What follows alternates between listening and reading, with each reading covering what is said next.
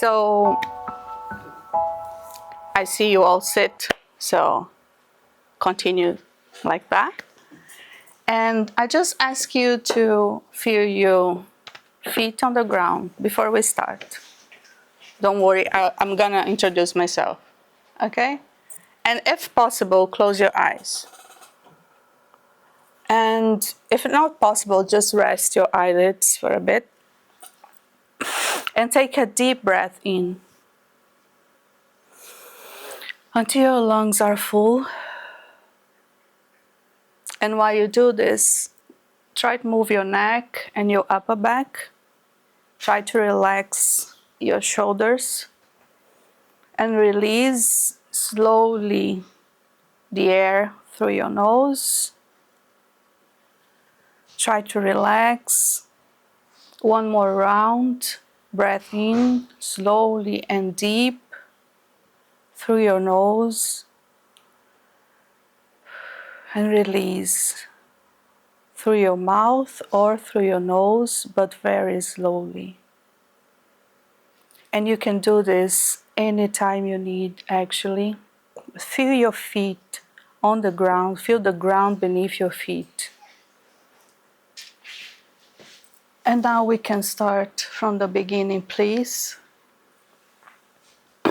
So, good morning, everyone. We are here this morning to gather here to maybe learn something about how to bring some rest to the anxious mind. My name is Jana. I am a follower of Christ and a member of the Ferry Bank Christian Community Church. I'm also married to Pahim, who is recording this seminar. I'm also a psychologist and trained in CBT and neuroscience and behavior. And I work in the private practice, especially online with adult patients. So I'd like you now to imagine this scenario is very common here in Ireland. We have beautiful cliffs and hiking along the top of the cliffs. It's something very common here, right? So imagine you are hiking there with children, okay? Been there. Yeah. So imagine that a child runs to very near to the edge of the cliff. Not good, right? So I usually say that well-placed fear can help you to avoid real dangers. So we need fear, right? We need that primary emotion. It can also prepare us for action. Okay? The problem is not fear as a primary emotion when it's right to feel fear. Because if you don't feel fear, you don't run to the child to grab the child and avoid disastrous result. The problem is, and we'll get to the problem in a bit, but that happens because our alarm system is very good. We have this fear that prepares us because our alarm system is very good. And as a Christian, I believe that God made us biologically very well equipped to deal with acute stress. So how does that work? When we perceive threat, and it doesn't matter if the threat is real or not, okay? When we perceive threat, that there's this small part of our brain called amygdala that is activate. And the amygdala activates the neuroendocrine system in our body that release a number of hormones, including cortisol, which is the stress-related hormone in our body that prepares our body to deal with the situation, to deal with it in the right way, the way we need to deal to survive. So it prepares us to action. Which action? Fight, flight, freeze, whatever it's more appropriate at the moment. Then we go back to normal. We go back to resting, which is well-being. Our body needs a time to recover. And then now the problem is when we don't have the time to recover, which is the opposite of acute stress, is the chronic stress. Anything more than 3 months of one stress after the other. So we don't rest, we don't recover. We don't go back to normal, to resting. So we develop all this pattern of catastrophic thoughts, of worrying all the time. So we're not talking about fear that help us to deal with acute stress anymore. We are talking about projecting in the future, which is anxiety. Okay? So excessive worries about the future, overwhelming fears, feelings of apprehension and restlessness, feeling tense or jumping all the time. The problem is when you keep in this eternal loop, okay, these long-lasting feelings, they makes us more prone to inflammation. And the problem is that inflammation is in the base of anxiety and depression.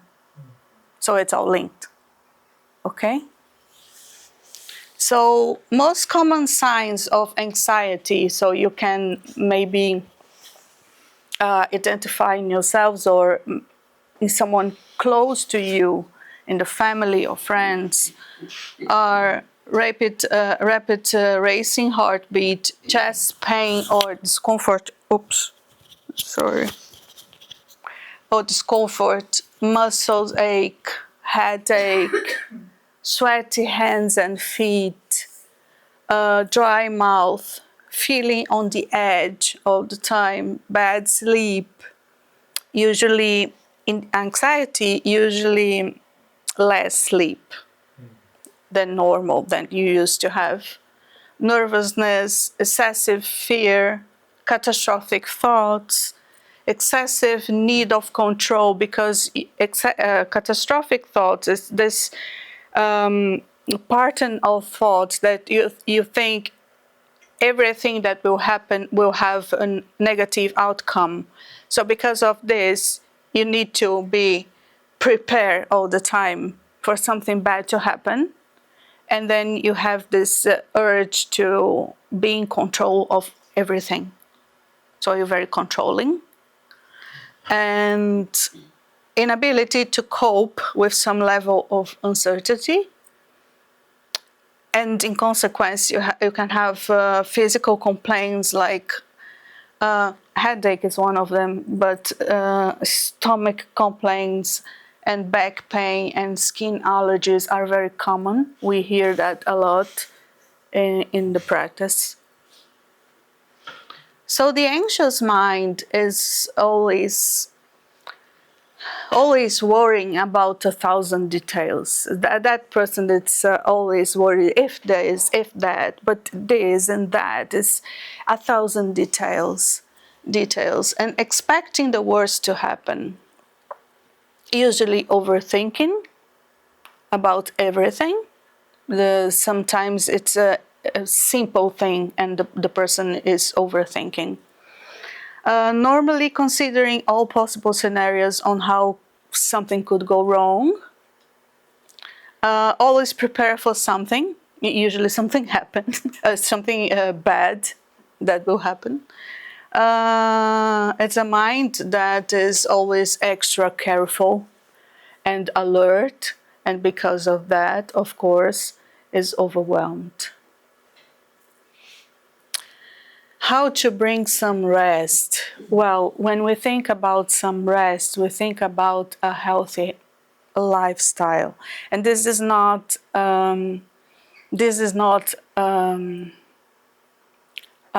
math formula, of course, but this is something we have to care about, okay? To reduce levels of anxiety and stress in our lives. So when we talk about a healthy lifestyle, we're talking about different dimensions of our lives. We used to think of healthy lifestyles only concerning the body and the social life and psychological maximum. But we now know that it's more than that. We need to pay attention to our spiritual life, to our physical, of course, too, to our cognitive. And what does it mean, this? To have a healthy spiritual lifestyle, to have a healthy physical lifestyle, to have a healthy cognitive lifestyle, always be learning something. Try to learn something new. Try to learn something out of your field of expertise. Try to learn some other language. Try to learn how to play an instrument.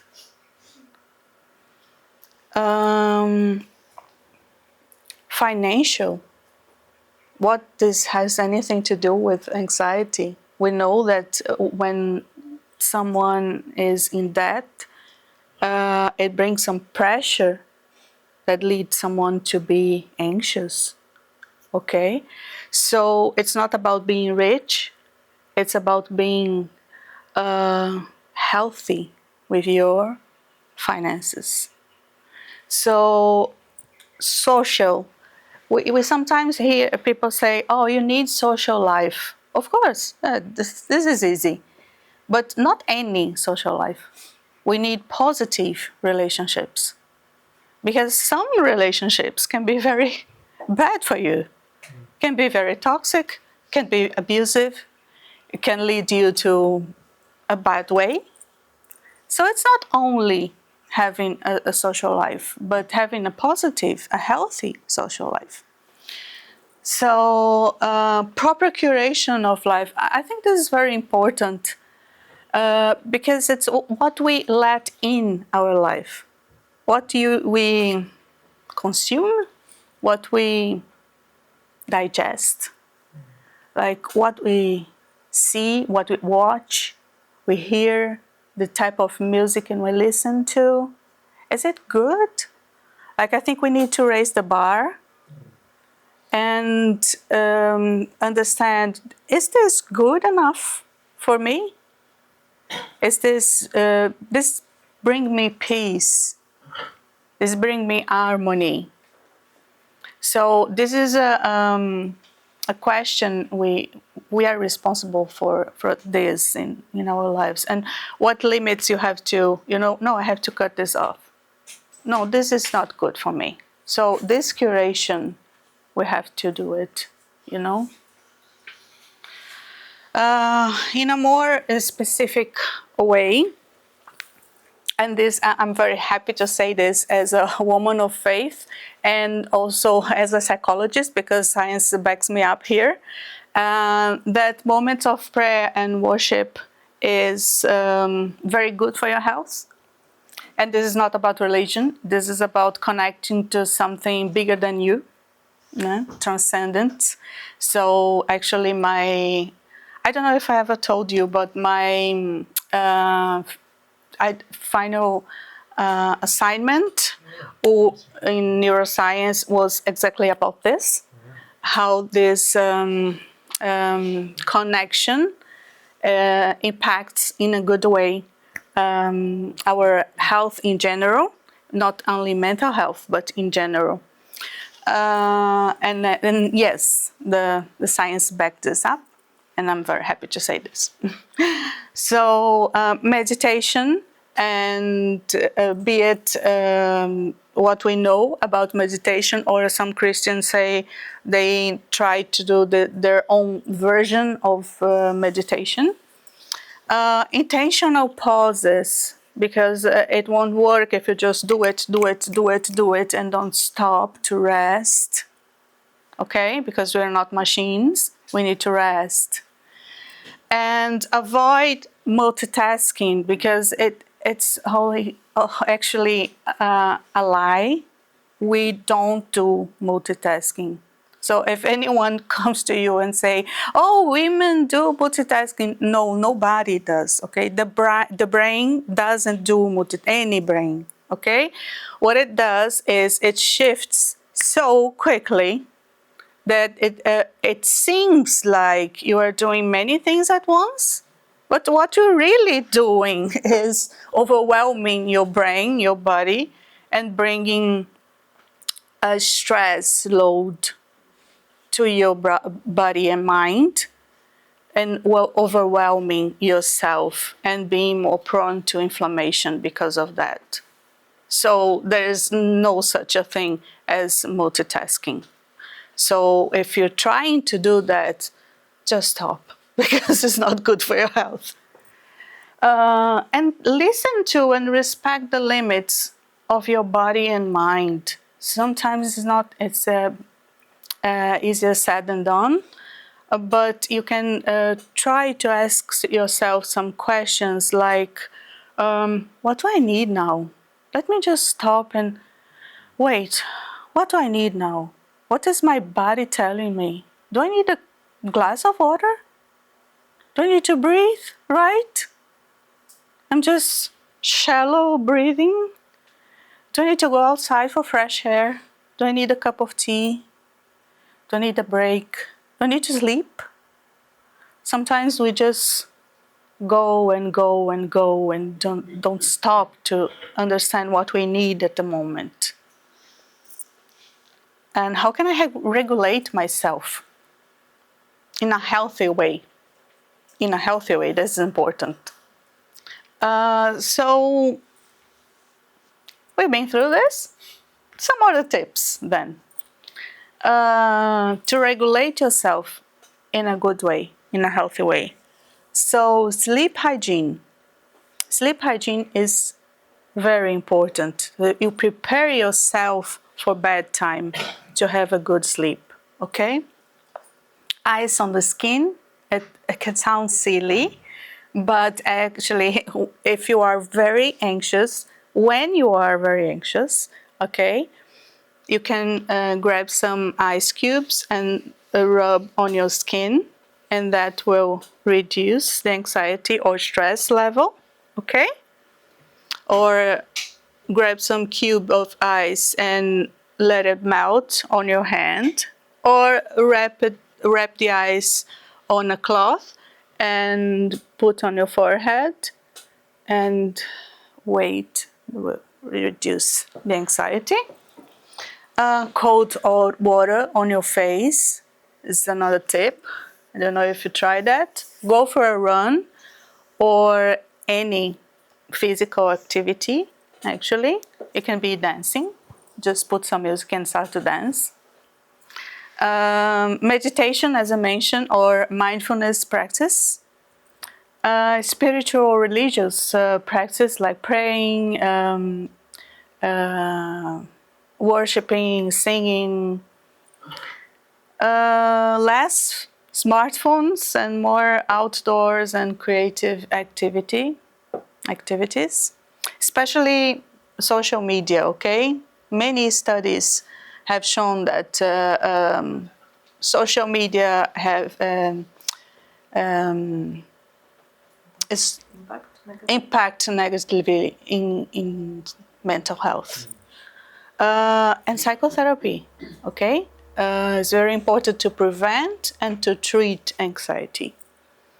So the traditional treatments are usually psychotherapy, as I mentioned, and if you feel like you have these symptoms, you can book an appointment with your GP, and they will make further referrals. In case of under 18, they will make the referrals to the CAMS here in Ireland, okay? And above 18, they will make the referrals to the psychiatrist, right? Yes. This is our psychiatrist. Okay. Yes. And if you or anybody you know feel like you need to talk to someone and you don't have anyone around you, you can call 116 123 for free from 9 to 9 any day of the week, any day of the year, and someone will talk to you in Samaritans. Okay? So this is it. Thank you very much. And now we'll have Colin and Yvonne bringing more about anxiety. Okay?